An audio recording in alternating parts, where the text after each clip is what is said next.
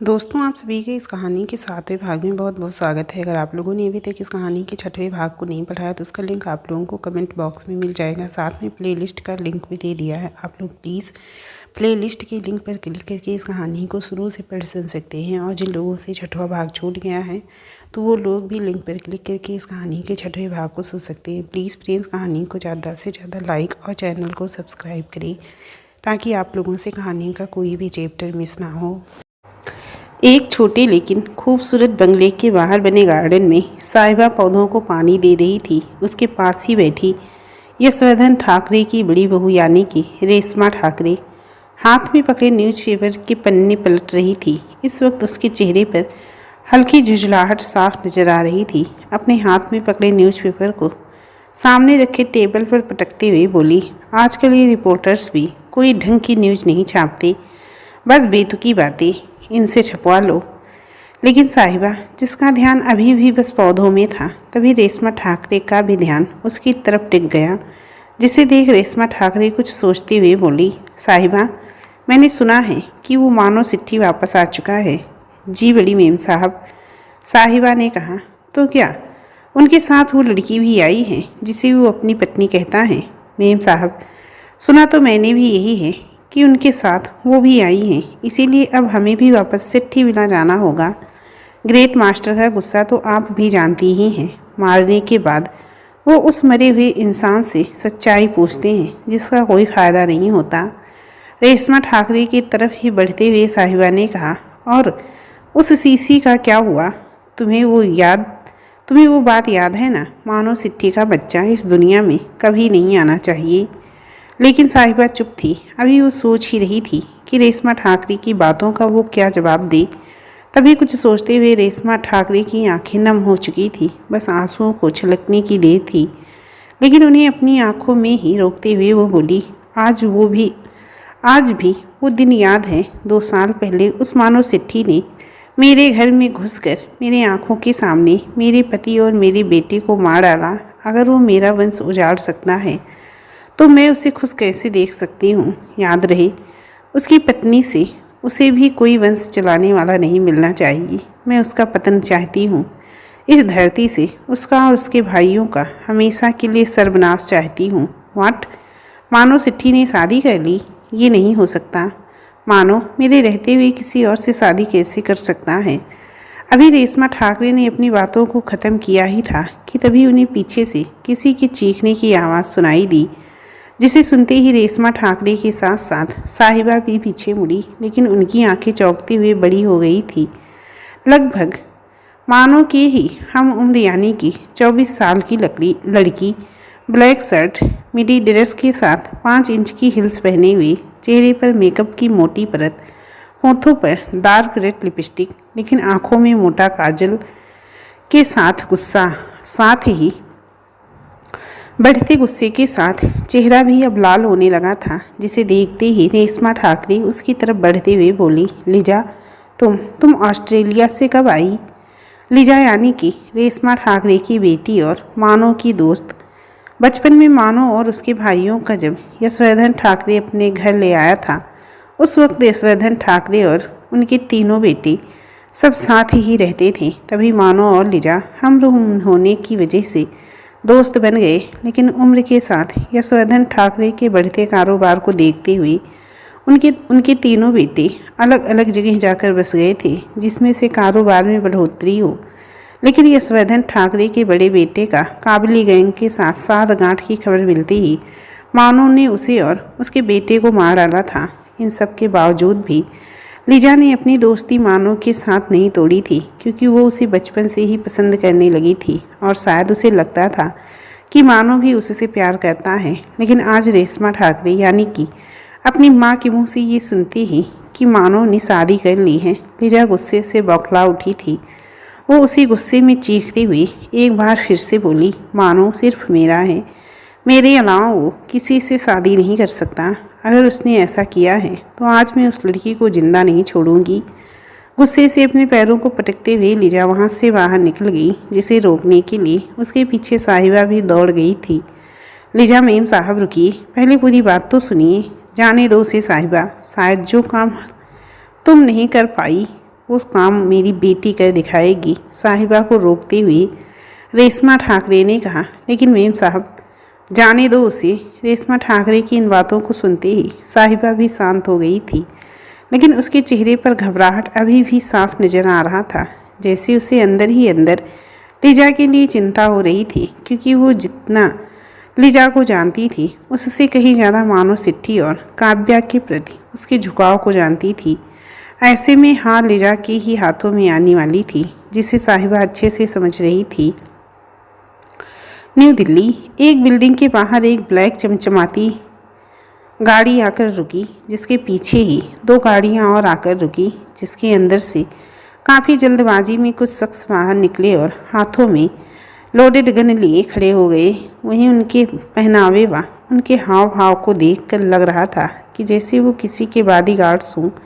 तभी आगे खड़ी गाड़ी कार के पैसेंजर सीट से काफ़ी जल्दबाजी में स्टीव बाहर निकला और तुरंत ही पीछे के गेट को खोलते हुए एक तरफ खड़ा हो गया, जिसके अंदर से अपने आँखों पर ब्लैक शेड्स चढ़ाए मानो सिट्ठी बाहर निकला और एक नज़र सामने खड़ी बिल्डिंग को ऊपर से नीचे तक स्कैन करते हुए अपने कोट के बटन को बंद किया, जिसे देख स्टीव आगे बढ़ते हुए मानो को भी बिल्डिंग के अंदर चलने का इशारा किया और खुद भी बिल्डिंग के अंदर उसके साथ ही बढ़ गया। अंदर जाते ही दो बॉडीगार्ड्स मानो की तलाशी ली और उसके पास से कोई भी हथियार या गन ना मिलने के बाद उसे अंदर जाने का इशारा किया। ठीक वैसा ही मानो के असिस्टेंट स्टीव के साथ भी हुआ।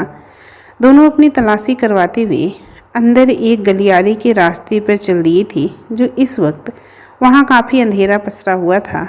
हल्की पीली रोशनी में दोनों शांत बस अपनी मंजिल की तरफ बढ़ गए थे, जहाँ कुछ दूर चलने के बाद सामने एक बंद डोर को देख वो दोनों उसे खोलते हुए उसके अंदर चले गए। अंदर एक काफ़ी बड़ा हॉल था, जिसके चारों तरफ बार काउंटर था, जिस पर हर ब्रांड की महंगी से महंगी ड्रिंक भरी हुई थी। साथ ही कुछ लोग जो शायद एक ड्रेस कोड को पहने हुए वेटर नज़र आ रहे थे, वो ड्रिंक सर्व करने का काम कर रहे थे। तभी मानो ने देखा कि उस हॉल के सेंटर में गोलाकार के आकार में सोफे रखे हुए थे, जहां पहले से ही कुछ लोग बैठे हुए नजर आ रहे थे, जिन्हें देखते हुए मानो के चेहरे पर एक तिरछी मुस्कान फैल गई। लेकिन वहां बैठी लोगों की नज़रें जब मानो पर पड़ी तो उनके चेहरे की एक्सप्रेशन बिगड़ने लगी, जैसे वो लोग मानो को अपने सामने देखकर बहुत खास खुश नहीं हैं। लेकिन उनकी नज़रें उनके एक्सप्रेशन को पूरी तरह से इग्नोर करते हुए मानो उनके बीच में ही सोफे पर जाकर बैठ गया। साथ ही अपनी नज़रों को उनके ऊपर ही दौड़ाते हुए एक व्यंग्यात्मक हंसी के साथ बोला, क्या बात है, मुंबई मेरी है, मुंबई मेरी है। ये सभी बोलने वाले गीदड़ आज एक ही जगह पर इकट्ठा हो गए हैं। वहीं इस तरह मानो का खुद के ऊपर तंज कसते हुए देख वो सभी खींच उठे थे। तभी उनमें से एक हल्के गुस्से में बोला, अगर मुंबई हमारी नहीं है तो क्या तेरे बाप की है? नहीं, तेरे बाप की, और तेरा बाप तेरे सामने बैठा है। चेहरे पर एक तिरछी मुस्कान ली मानो ने कहा, लेकिन उसकी बातें सामने बैठे लोगों को भड़का गई थी। तभी सब एक साथ गुस्से में खड़े होते हुए बोले, हे, अपनी औकात मत भूल, तो बस फुटपाथ से उठाया हुआ मामूली सा कीड़ा है, जिसे जब चाहे तब मसल के हम फेंक सकते हैं। हिम्मत और हीरोगिरी की भी एक लाइन होती है, और ये बात तुम जैसे गीदड़ कभी नहीं समझ पाओगे, सिवाय एक साथ हुआ करने के अलावा। खैर, मैं तो अपनी औकात में हूँ, तभी तो पूरी मुंबई मेरी है और मैं उसका इकलौता राजा। और क्या बोला तुम लोगों ने? कीड़ा मसलना, यही कहा था ना? ये तो वक्त बताएगा कि कौन किसे मसल कर फेंकता है। अपने एक पैर को दूसरे पैर के ऊपर चढ़ाते हुए मानो ने कहा, साथ ही अपने दोनों हाथों को पीछे सोफे पर फैलाते हुए अपने पैरों को हल्का हिलाने लगा। चेहरे पर अभी भी एक व्यंग्यात्मक मुस्कान थी, जो सामने वाले के गुस्से को भड़काने के लिए काफ़ी थी, जिसे देख वो लोग कुछ कहने ही वाले थे कि तभी उस हॉल में आने वाला वो गेट एक बार फिर से खुल चुका था, जिससे थोड़ी ही देर पहले मानो अपने असिस्टेंट स्टीव के साथ आया था। उस गेट के खुलते ही 5 से 6 बॉडीगार्ड्स अंदर आते हुए अपने हाथ में पकड़े लोडेड गन को लेकर एक तरफ खड़े हो गए। तभी उस गेट से एक लगभग 65 वर्ष का व्यक्ति हाथ में पकड़े एक स्टिक के सहारे अंदर आया, जो था यशवर्धन ठाकरे। यार्डशिप पर उस वक्त मौजूद मानव से बात करने के बाद यशवर्धन ठाकरे ने उसे दिल्ली मिलने के लिए बुलाया था, जिसकी वजह से मानव काव्या को अवस्था के हवाले करते हुए तुरंत दिल्ली आ चुका था।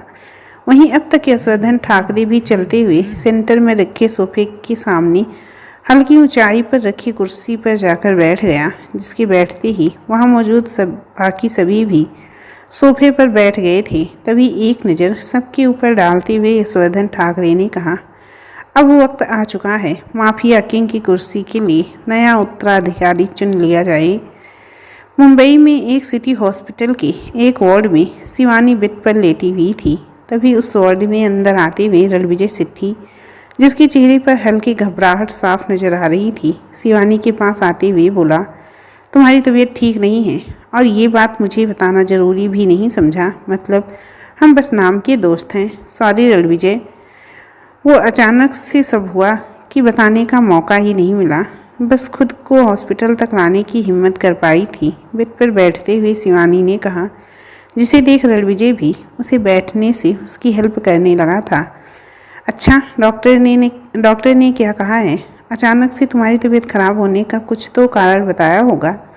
लेकिन शिवानी ने उसकी बातों पर बस अपनी गर्दन ना में हिला दी थी। तभी वार्ड के अंदर आई हुई एक नर्स ने कहा, मिसेस शिवानी, घबराने वाली कोई बात नहीं है। ऐसे कंडीशन में इस तरह अचानक से तबीयत खराब होना नॉर्मल बात है। इसमें इतना परेशान होने की ज़रूरत नहीं है। बस अब से आप खुद का ज़्यादा से ज़्यादा ख्याल रखिएगा। बट इसे हुआ क्या था? उस नर्स की तरफ देखते हुए रणविजय ने कहा। तो वहीं नर्स की भी नज़र अब तक शिवानी के पास ही खड़े रणविजय पर पड़ चुकी थी, जिसे देखते ही वो नर्स काफ़ी खुश होते हुए बोली, कंग्रेचुलेसन मिस्टर, आपकी वाइफ प्रेग्नेंट है। बहुत जल्दी ही आप दोनों के घर बच्चे की किलकारी गूंजने वाली है। लेकिन मैं पर्सनली सजेस्ट करूंगी कि अब से आप अपनी वाइफ का ज़्यादा से ज़्यादा ख्याल रखें, क्योंकि इस वक्त अब अकेली नहीं है, उनके अंदर भी एक जीव पल रहा है।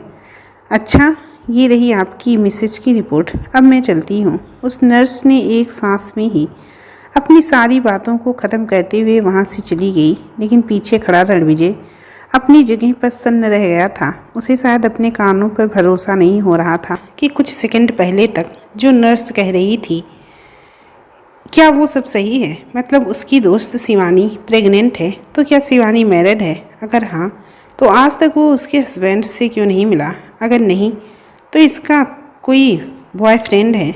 अगर बॉयफ्रेंड है, तो आज तक उसे इस बारे में भी कुछ भी पता क्यों नहीं चला? रणविजय सेठी के दिमाग में इस वक्त कई सवाल घूम रहे थे, जिनका जवाब भी शायद वो खुद ही खुद को दे रहा था।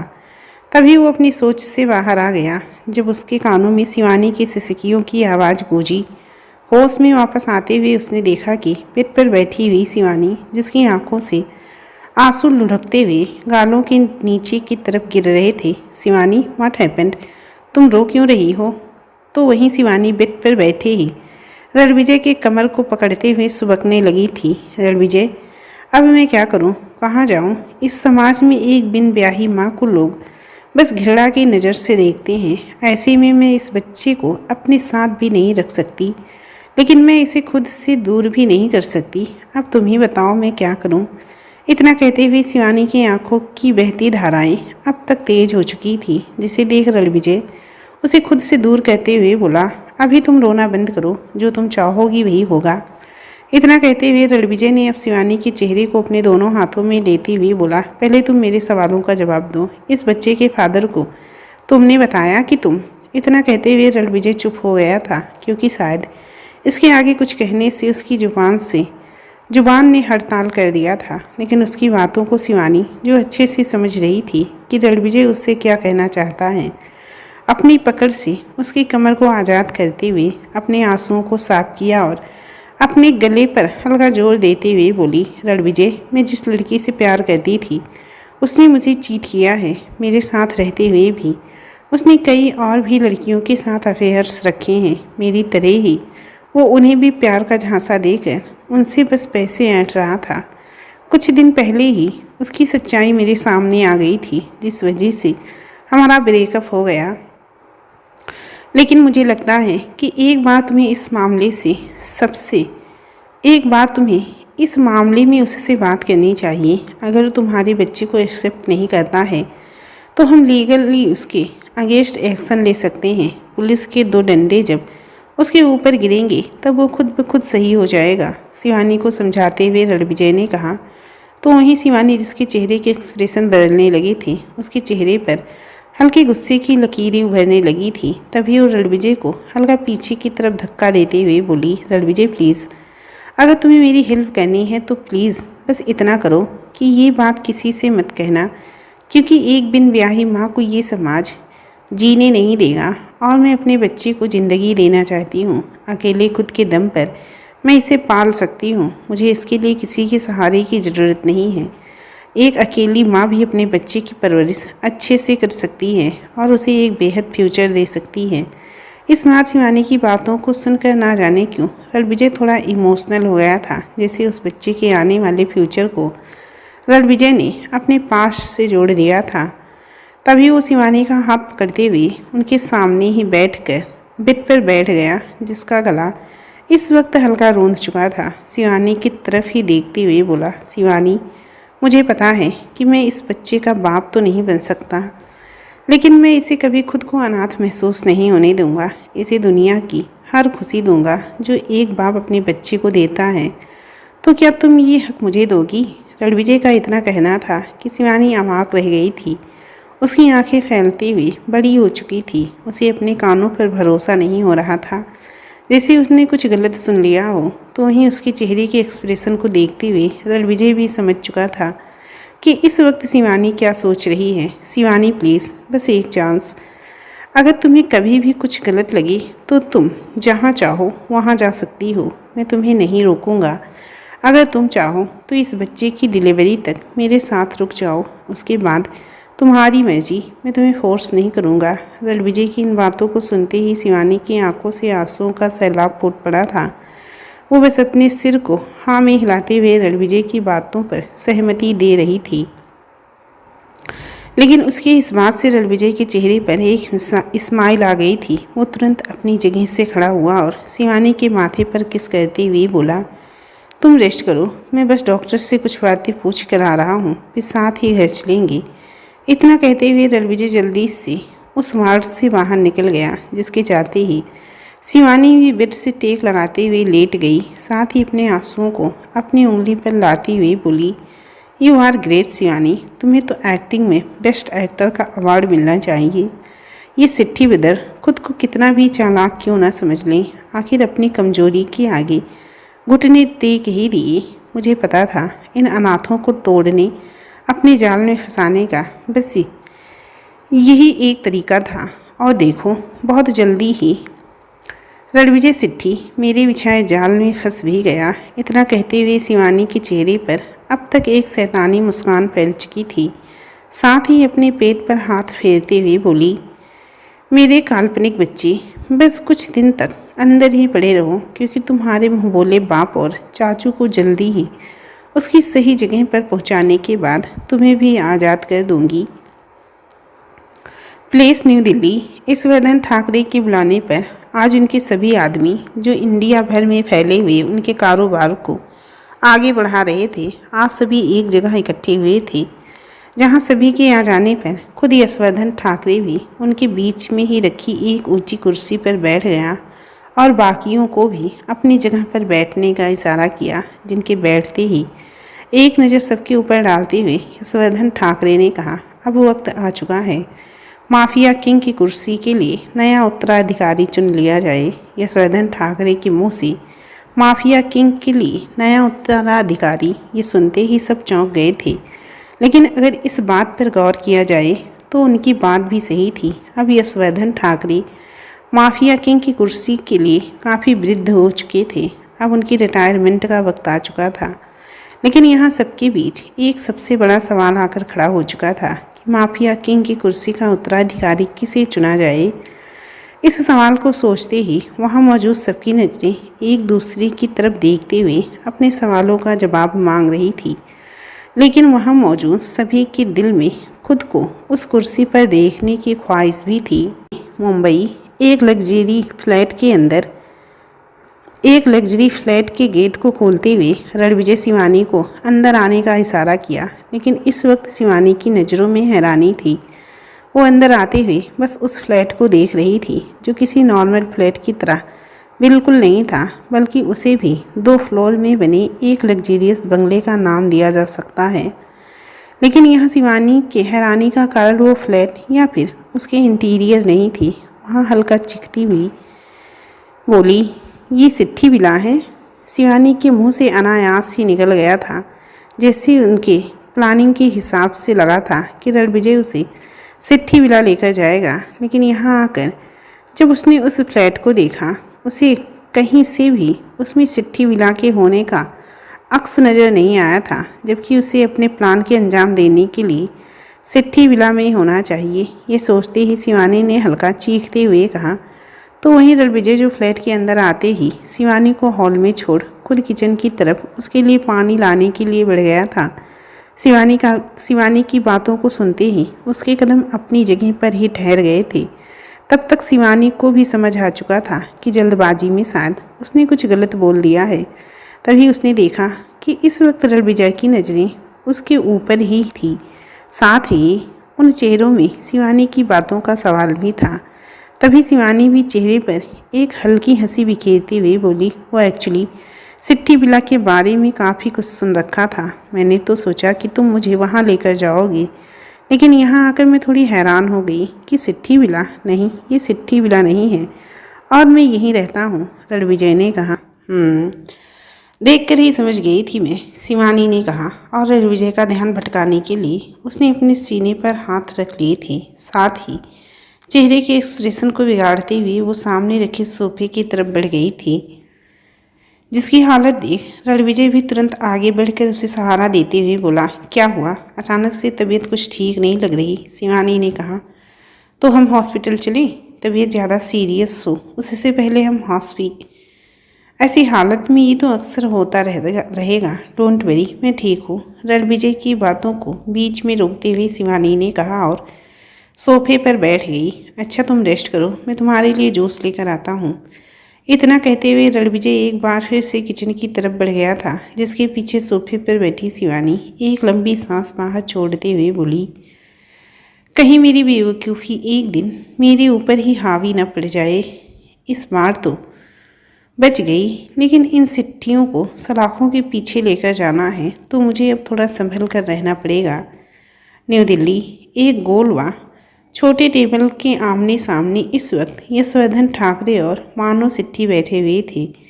साथ ही अपनी 2 उंगलियों के बीच में दबाए एक सिगरेट की कस लेते हुए यशवर्धन ठाकरे एकटक बस अपने सामने बैठे मानो को देख रहा था। तो वहीं मानो भी अपने एक पैर को दूसरे पैर के ऊपर चढ़ाए हाथों में एक बियर की गिलास को पकड़े बस उसे घुमा रहा था। 2 लोगों की मौजूदगी भी माहौल में छाई शांति को भंग नहीं कर पा रही थी। लेकिन तभी इस चुप्पी को तोड़ते हुए यशवर्धन ठाकरे ने कहा, तुम उस लड़की को कब तक उठा रहे हो? फिलहाल अभी बिजी हूँ, बाकी कामों से फ्री होते ही उसे उठा लूँगा। शायद वो भी आउट ऑफ कंट्री है, इसीलिए इंडिया आते ही पता चला है कि तुम्हारे घर में कोई लड़की है जिसे तुम अपनी बीवी बनाकर लाए हो। तुमने शादी कर ली और हमें दावत भी नहीं दी। मानो की बातों को बीच में काटते हुए यशवर्धन ठाकरे ने कहा, साथ ही अपने हाथ में फंसाए उस सिगरेट से एक लंबी कस लेते हुए उसके धुएं को ऊपर हवा में उछाल दिया था। तो वहीं मानो यशवर्धन ठाकरे की इन बातों को सुनते ही उसके हाथों में पकड़ी बियर की गिलास पर कस चुकी थी। तभी यशवर्धन ठाकरे हल्के गुस्से में अपने जबड़ों को भींचते हुए बोला, फिलहाल तुम अपने इस पिची काम को साइड में रखो और जल्द से जल्द मुझे उस लड़की को लाकर दो। इतने सालों में मेरे साथ रहकर तुम इतना तो समझ ही चुके होगे कि मुझे हर चीज़ वक्त पे चाहिए। अगर वक्त पर ना मिले तो मैं क्या कहता हूँ, ये बात तुमसे अब तक छुपी नहीं है।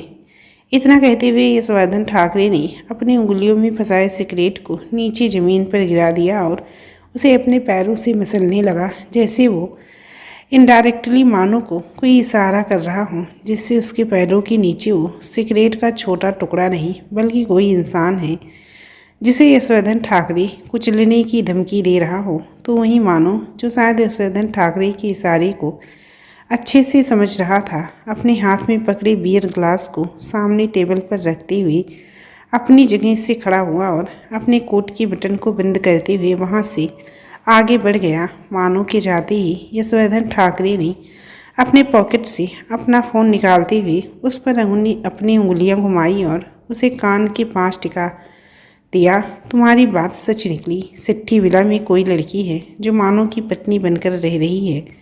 अब मुझे वो लड़की चाहिए। इतना कहते हुए यशोधन ठाकरे चुप हो गया था, जैसे वो फ़ोन की दूसरी तरफ मौजूद शख्स की बातों को सुन रहा हो, जिसके जवाब में यशोधन ठाकरे अपनी बातों को जारी रखते हुए आगे कहा, उस लड़की को सिट्ठी विला से बाहर निकालने के लिए सारे कठकंडे अपना लो, लेकिन मानो पर लगाम कसने के लिए उस लड़की के गले पर अपनी पकड़ मजबूत करनी होगी, क्योंकि पानी में अगर बड़ी मछली का शिकार करना है तो ऐसी छोटी मछलियों का ही चारा डालना पड़ता है।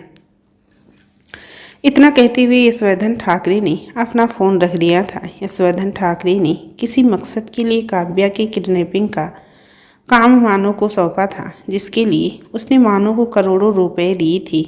उस वक्त मानो को नहीं मालूम था कि यशोधन ठाकरे को काव्या की क्या ज़रूरत है, लेकिन अब जब यशोधन ठाकरे का मकसद पता चल चुका है तो मानो और उसके भाइयों ने काव्या को यशोधन ठाकरे को सौंपने से इनकार कर दिया था।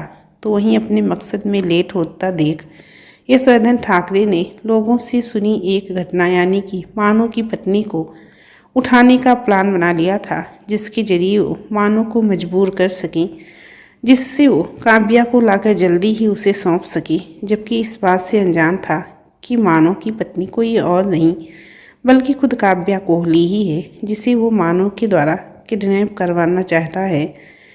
अपनी कार में बैठा मानो इस वक्त शांत था, लेकिन दिल्ली की भीड़ से भरी शोर मचाती सड़कों पर उसकी कार दौड़ रही थी। तभी पैसेंजर सीट पर बैठा मानो का असिस्टेंट स्टीव पीछे मुड़ते हुए कहा, ग्रेट मास्टर, ना जाने क्यों दिमाग में एक बात खटक रही है। यशोधन ठाकरे को कैसे पता चला कि सिट्ठी विला में आपकी कोई पत्नी है? बड़ी मालकिन रेशमा ठाकरे खिड़की से बाहर देखते हुए मानो ने कहा, जिसे सुनकर शायद स्टीव को उसका जवाब मिल चुका था कि यशोधन ठाकरे तब ये बात कैसे पहुंची कि मानो की कोई पत्नी है, और साथ ही उसे ये भी समझ आ चुका कि यशोधन ठाकरे को सिर्फ पत्नी तक ही बात पता है। उसे ये नहीं पता कि जिस काव्या को वो चाहता है वही मानो की पत्नी भी है, क्योंकि रेशमा ठाकरे ने अभी तक काव्या को नहीं देखा था। लेकिन तभी कुछ सोचते हुए स्टीव एक बार फिर से मानो की तरफ देखते हुए बोला, क्या काव्या मैडम ठीक है? कहीं यशोधन ठाकरे इस वक्त विला में उनके अकेले होने का फ़ायदा ना उठाए, उनके साथ कुछ गलत। अभी स्टीव ने इतना कहा ही था कि अचानक से मानो की घूरती नज़रों को अपनी तरफ दिए वो तुरंत शांत भी हो गया। लेकिन तभी मानो को काव्या का ख्याल आया। अगर गौर से सोचा जाए तो स्टीव की बात गलत भी नहीं थी। तभी कुछ सोचते हुए उसने अपने लैपटॉप को ऑन किया और अपने विला के सभी सीसीटीवी फुटेज की रिकॉर्डिंग को चेक करने लगा, जहां सिट्ठी विला में काव्या के इस रूप को देखकर उसकी भौहें ऊपर तन गई थी। सिट्ठी विला मुंबई। विला के सभी नौकर को परेशान करने के बाद काव्या सोफे पर लेटी हुई थी, तो वहीं विला के नौकर उसे गुस्से से घूर रहे थे, क्योंकि उनसे काव्या ने पूरे विला को 2 से 3 बार साफ करवा दिया था। कई बार डिशेस बनवाए, जिनमें से कुछ को पसंद किया तो कुछ को रिजेक्ट भी कर दिया था। वहीं अब थक कर हॉल में ही सोफे पर लेट गई थी, जिसे उसने वो सारे काम करवाने की बजाय खुद किए हों। तभी अपनी अधखुली आंखों से उसने एक नौकरानी को कुछ ले जाते हुए देखा, जिसे देखते ही काव्या भी अपनी जगह पर उठकर बैठ गई थी। साथ ही उस नौकरानी को रोकते हुए उसने कड़क आवाज में कहा, सुनो, तुम्हारे हाथ में क्या है और उसे कहाँ लेकर जा रही हो? जी, वाइटी को भी खाने का वक्त हो चुका है, उसके लिए खाना लेकर जा रही हूँ, उस नौकरानी ने कहा। वाइटी? कहीं वो मोटा बाघ तो नहीं जो उस दिन मुझे डरा रहा था? सबकी क्लास तो लगा दी, लेकिन इस मोटे बाघ को कैसे भूल गई। आज लगे हाथ इसकी भी खबर ले ही लेती हूँ। आज इसे भी बता ही देती हूँ कि काव्या कोहली क्या चीज़ है। मन ही मन में सोचते हुए काव्या सोफे से खड़ी हुई और उस नौकरानी के करीब जाते हुए बोली, इसे लाओ, मुझे दो। आज उस वाइटी को खाना मैं लेकर जाऊंगी। इतना कहते हुए काव्या ने अपना एक हाथ आगे बढ़ा दिया तो वहीं उस नौकरानी ने भी कच्चे मांस से भरे प्लेट को काव्या के हाथ पर रखते हुए वहां से चली गई।